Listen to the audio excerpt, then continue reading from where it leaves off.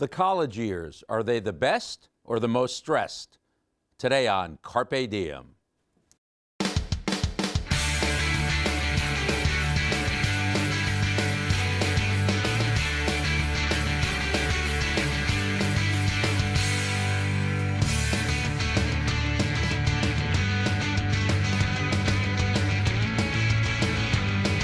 And welcome to Carpe Diem. I'm Mark Effron. I'm a professor of journalism and TV and digital media here at Montclair State University. People think of their campus years, and the further they get from it, the more rose-colored the experience could seem. But for those in it, it can be a stressful time. A recent survey reveals that 8 out of every 10 students are suffering from some kind of general stress, anxiety, or depression. That's a rise of 20% over just 10 years ago. Today we're going to get some answers and dig deeper into the factors that affect how college students are doing.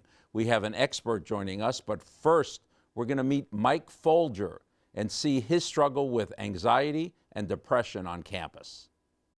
Hi, I'm Mike Folger. I'm a senior at Maria University, which is in Scranton, Pennsylvania.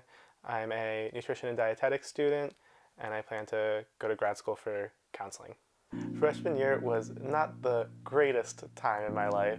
I was, probably since early high school, I've been having problems with depression and anxiety. So when I got to college, everything just kind of was exponentially worse because I was by myself. I didn't have a roommate.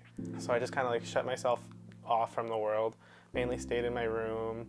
And sort of the normal symptoms of depression, I couldn't talk to anybody about it because I felt like I was just burdening them. I would tell somebody something and then I would feel worse. I would just lay in bed and think about small conversations I would have throughout the day and just be like, oh, I could have said this instead of that. That was so stupid, and I would just constantly bring myself down. And I was missing class a lot. But I was also, whenever I had time, I would just go and eat. And that was just sort of a comfort thing. It just made me feel better, I guess. Along with the depression, I wasn't exercising anymore, which is something I usually love to do. After a while, I was not feeling good. I gained, I think 15 pounds, I want to say. I remember what my breaking point was I just couldn't study for an exam because I just couldn't bring myself to care. I couldn't get out of bed. And I was literally, I think it was a 2-hour exam, and I showed up 45 minutes late because it took that much energy for me to even get there.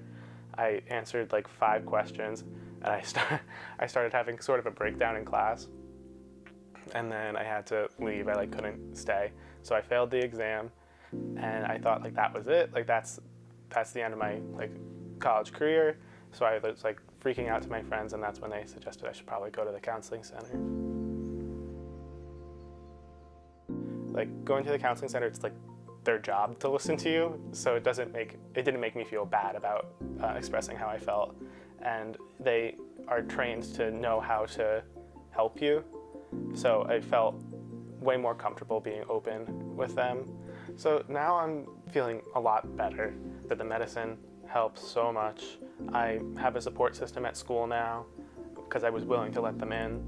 I go swimming whenever I'm feeling anxious because that's my release. It's just so nice to just be in the water and sort of relax like that. It feels like a huge weight has been lifted off my shoulders. I guess that's so cliche, but it's true. It's I'm not constantly worried about what people are gonna think, because if, I don't know, I'm not thinking so negatively about myself, so it's easier to think that other people aren't thinking so negatively about me.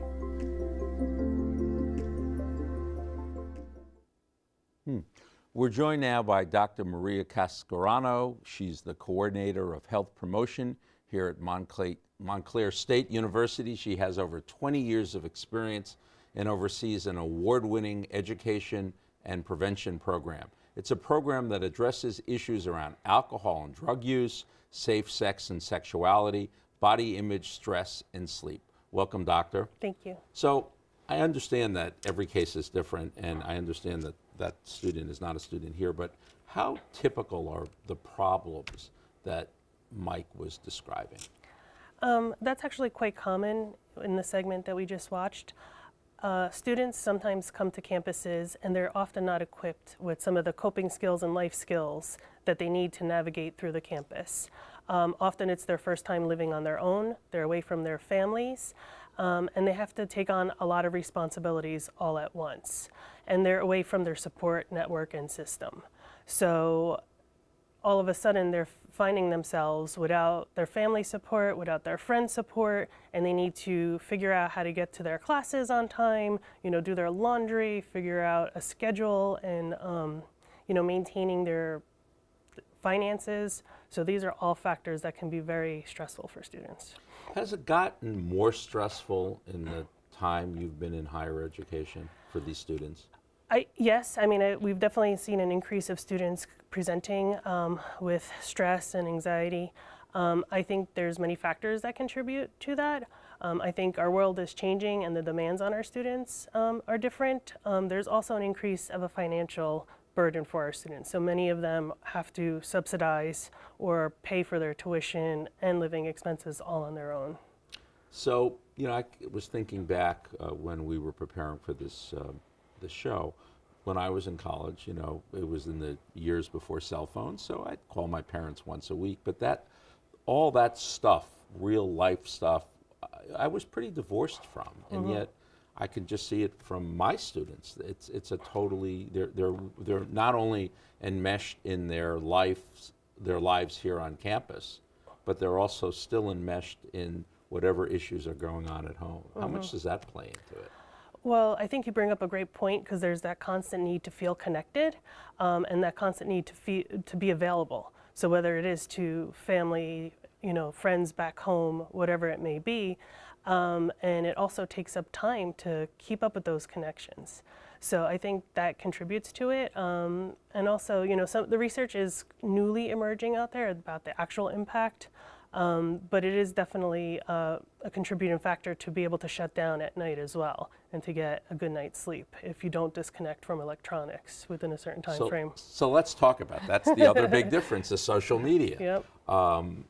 It's changed all of our lives, sometimes for the good, but sometimes for not good.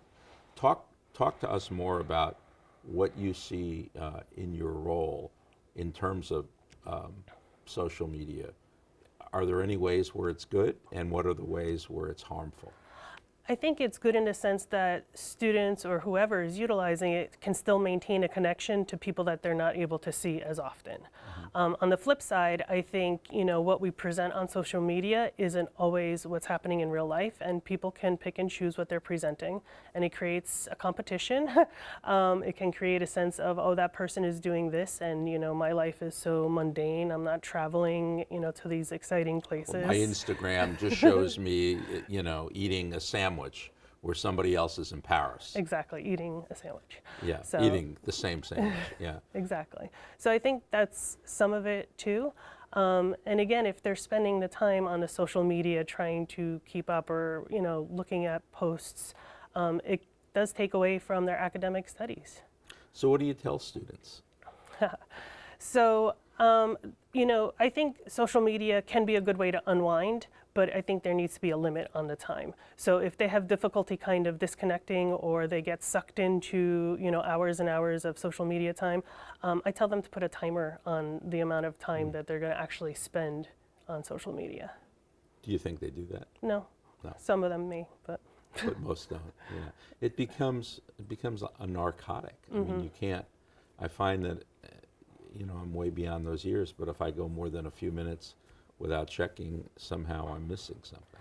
And we're seeing that too, like whether it's in the classroom, whether they're, different jobs on campus, some students really have a difficulty of putting that phone down to concentrate and focus on what is here and now.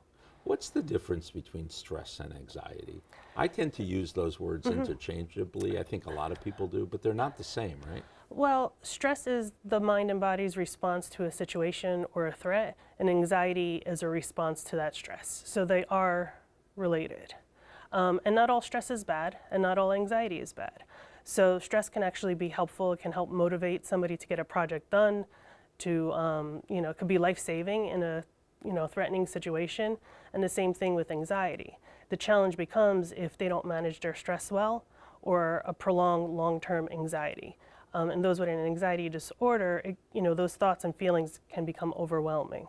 So when somebody comes in to see you, and I know we're talking hypothetically, what's the first thing you try to get to? What's the first, and then how do you go from hearing what you see the issues are to prescribing some ways forward? So our area does the prevention and education, and we will provide students with that brief one-on-one conversation with the understanding that we're not trained counselors. So a lot of times the students will come to us just because they don't know where to go on campus. So we will talk to them. If it's a matter of linking them to support services on campus, that's what we'll do. CAPS, Counseling and Psychological Services, is a great resource on campus. They're trained staff psychologists. They provide individual therapy as well as group therapy, and they have what they call is Let's Talk. So there are various sites on campus where a student can just stop in, stop by. They offer it every day of the week, and they don't have to make an appointment, and it's not a formal intake, so they could just have a brief conversation with a staff psychologist, and if necessary, move on to a more formal therapy session. So you basically are kind of the first interaction that a student has? We can be, and we also try to be the prevention arm. So for example, finals are coming up. My office provides a ton of programming and areas where students can come and de-stress. So for example, weekly we offer mindfulness meditation. We offer Studio DIY, which is an arts and crafts session where students can come in every week and just create something. We offer fireside chats. So we have tea, we have cookies, students can come in and meet other students, connect in an informal setting. And then during final weeks, we kind of amp up our programming and we bring in therapy dogs. So students can come in, take a pause from studying and play with the dogs. We bring in miniature therapy horses, which is also fun. They love taking pictures with them. We have we're working a lot with the library as well, because that's a setting that we see a lot of high anxiety, high stress. So we're providing a really huge coloring page this semester, so students can come in and just color. There's going to be a relaxation space with meditation pillows. And really, again, trying to get students where they are. It's so interesting. I can just tell from my own students, there's no stigma anymore attached to saying, I need help, I have a problem. I think when I was in college, there was way more of a stigma around anxiety, stress, sexuality issues, all that. Do you see that students are less resistant to come in and more likely to share it with their friends? I think overall there is, but within certain populations we still do see that stigma, particularly with people of color, Asian American students. So I know the Counseling and Psychological Services, for example, are doing a lot of campaigning to try to reduce that stigma, particularly in those populations, to get them to seek services. Let's talk about that. Why specifically those two populations? Those are communities that, again, the stigma is still there. So, it's kind of that perception that you don't talk about your problems, you don't bring your issues of family issues to, you don't air that outside the family. You need to, be strong Right. And deal with it on your own. Right. So how do you overcome those? I think, creating safe spaces for students, and that's why the Let's Talk is usually a non-threatening place, because it's not a formal therapy session. So if you're able to make that connection, or just linking them up with other groups where they can make these connections with students, and then, kind of transition them into a more, formal setting if necessary. That's interesting. We're going to talk some more, but we want to look at another student profile. We want to share this with you. Then we'll come back to Dr. Cascarano. We want you to meet Jess Godoy. She's a Montclair State student who recently battled ovarian cancer. This is her survival story. My name is Jessica Godoy. I am a senior here at Montclair State University, and I'm an ovarian cancer survivor. The way I found out was that I had an irregular menstrual cycle. So I went to go get an ultrasound in March in the year of 2015. There appeared to be a little cyst on my right ovary, so they told me to return 3 months later to get it rechecked to see if it grew, if it went away.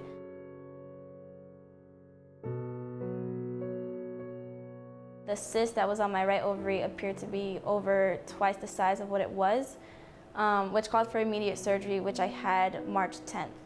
And in the surgery, unfortunately, they found a tumor along with the cyst, which turned out to be malignant, and then it was positive for ovarian cancer. Mentally, I tried my best to stay positive. I don't think I tried very hard at the beginning, just because I didn't think anything would be really hard to deal with. But later on, when I started to lose my hair, I became very insecure. I became scared to walk outside my door without a hat or like a head cover. But then one day, everybody was home, so I figured, you know, everybody's here, I have the support that I need, why not just shave my head? And then my dad came into the bathroom. I cut anything I could with a pair of scissors. Then he got a razor and he shaved it. So once I was done, I looked in the mirror and I just started to cry. And then he started to cry. Then my mom came and started to cry. And it was a very, very emotional moment. I had to do it. I had to. So I'm glad he did it, but it was hard to look at myself every day like that. But I got through it, so yeah. I started to gain my confidence when my dad actually took a picture, because it was the day that I went to the beach and I got home. I had sunglasses on and he's like, "You look really cool. Like, can I take a picture of you?" And I was just like, sure. Like, I guess, I don't know. And then I looked at it and I was like, wow, like I actually look really good. Like, it was a boost in my confidence. It was a boost in me believing that I was beautiful. And I was, you know, I accepted the fact of what I went through and what I was going through at the time. So I saw the photo and my confidence just like skyrocketed. It was from down here to like up here in a matter of seconds. And then ever since, like, I knew I was gonna beat it, because they lowered the amount of dosage in my chemo, and you know, the CAT scans, PET scans, everything came out clean. And then when I went into remission, it was just like weight off my shoulders 100%. And I've never felt better. I've never been happier from that day. As long as you wake up the next day, you should be grateful for what you're living for, and just live life like it's your last. Well, that's a real profile in bravery and being positive. What do you take away from that kind of story? Do you see that? People who are also dealing with physical affliction that obviously causes stress and anxiety? I don't personally see it, but I know that it does impact our students on campus, and CAPS does have a group for students with chronic illnesses on campus. So, I mean, that's a true story of resiliency and, you know, strength and comeback. So even somebody who doesn't have that kind of physical challenge to overcome, there was something about her story that it seemed that what got her through this was her mental resiliency. Mm-hmm. Can you talk a little bit about that? How does that help? And how can all of us strengthen our mental resiliency, especially in times where, you know, the normal stress, and then we're also living outside of our lives on campus. There's the stress of the world, you know, North Korea. I mean, there's all kinds of stuff that seems to be assaulting us every day if you know, when we read the news. How do you maintain that kind of mental resiliency like Jess did? So it sounded like too, she also had great support, so I think that is a contributing factor. I also think taking time and stepping back and taking care of yourself. I think a lot of times we get pulled into what we have to do for everybody else without taking the time to really nurture ourselves. And that's perceived as being selfish, It's like that internal thing, oh, I have to take care of my family, my child relies on me, my parents are expecting me to do, straight A's this semester. And get a job as soon Exactly. as the day after graduation, Yeah, they right? need it lined Right. up before they graduate. Right. So they're not really taking a step back to either A, enjoy the process, because it's part of the journey, but also saying, you know what, I can take out, an hour each day and go to the gym. That helps mental clarity. You know what, it's okay if I go and, color for 30 minutes because it's a way for me to decompress and kind of, get myself back on track. Is that at all, is there kind of a gender distinction? Are women more likely to feel, oh, I'm being selfish than guys? Speaking as a guy. I think, society definitely, perceives us more as the nurturing ones, and so those expectations can be, especially in different cultures. And, the statistics do indicate that women are at higher rates of anxiety and depression and stress. So, yeah. So what's the solution? How do we make guys feel, maybe a little bit more stressful in terms of their responsibilities, and women, feeling less selfish about, feeling that it's okay to do more without being selfish? That's a really hard question to answer. But I think, again, it just goes back to, everyone understanding that every person is human. They do have basic needs. It's important to take care of themselves. Without your health, you don't really have anything. So yes, you could be achieving all these great things, but ultimately if it's going to lead to a, burnout, it's not going to do anybody any good. So we touched upon a little bit of this earlier, but what can students do to lighten the load caused by stress and anxiety, in addition to the programs that you offer? Mm-hmm. So, again, this is very individualized. Right. So if it's a student that has extensive course load, let's say 18 credits, and they feel that they need to graduate, by a certain time, they have to have certain credits, it may be worth, talking to an advisor, seeing which classes maybe they can drop for this semester, looking at other external responsibilities. Many students do have to work, but maybe they could cut back the number of hours that they're actually working. Saying no. A lot of people have a hard time saying no because they want to please everybody. So, really looking at the overall picture and, prioritizing what things, they can hold off or not do at all, and then what things are, take precedent. What's the responsibility of the university? You outlined a wonderful array of services here at Montclair State, but in general, what kind of responsibilities do you think in 2017, 2018 universities have toward a very diverse, in every single way, student body? So I think, universities are definitely recognizing the need to provide support services to the student population. We are living learning communities, and the research does show a strong connection between good health and academic success. And so since our students are here for so often, we really need to provide training not only, to the professionals like, counselors, but to faculty and staff to recognize warning signs of our students who, may be in crisis or may be in need. So how does Montclair State University do in that area, in your estimation? So I think we do a really good job. We have definitely dedicated more and more resources over the years to provide the support services.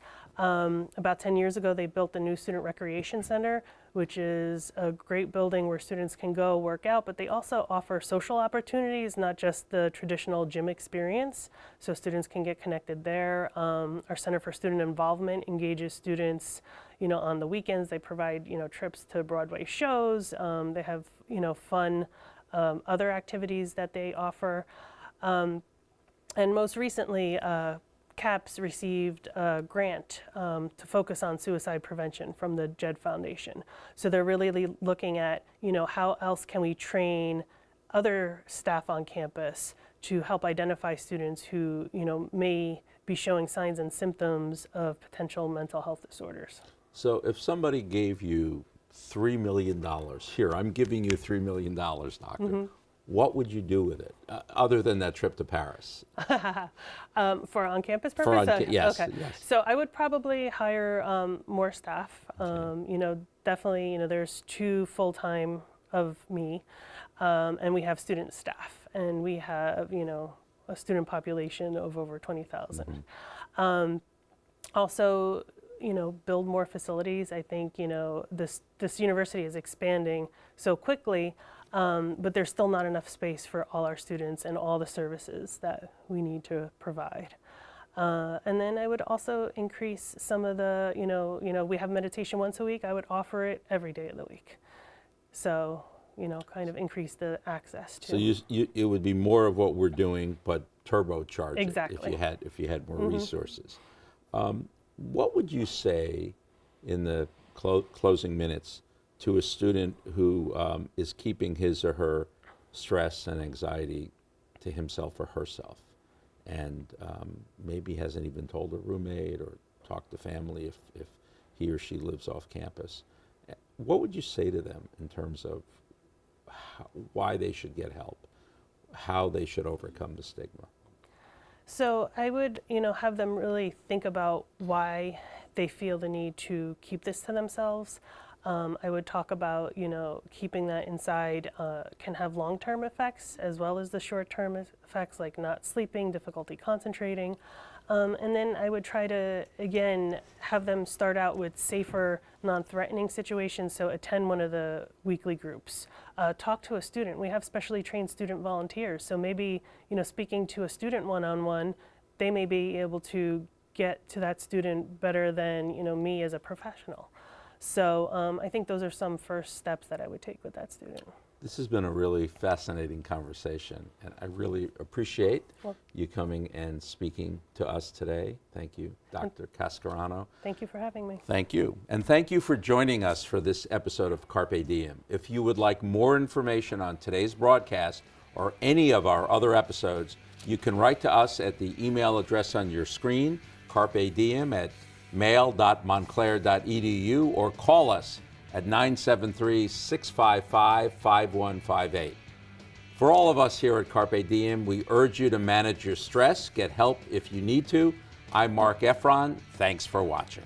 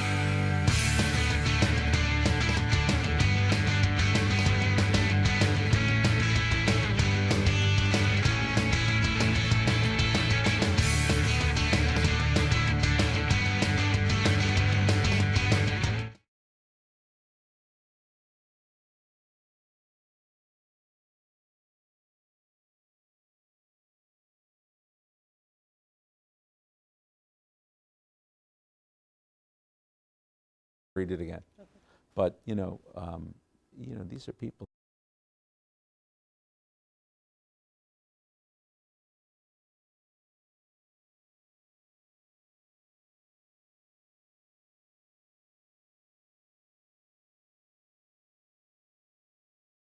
Hello and welcome to Carpe Diem. I'm Mark Effron. One more time. 4, 3. Hello and welcome to Carpe Diem. I'm Mark Effron, a professor of journalism and TV and digital media here at Montclair State University. People often think of their campus years, and the further they get from it, the more, I screwed that up. Sorry.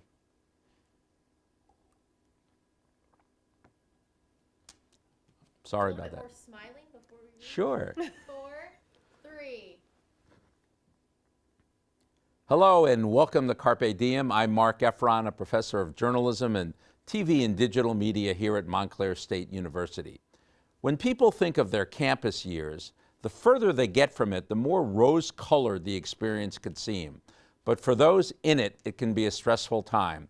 A recent survey shows that 8 out of every 10 students are suffering from some kind of general stress, anxiety, and depression.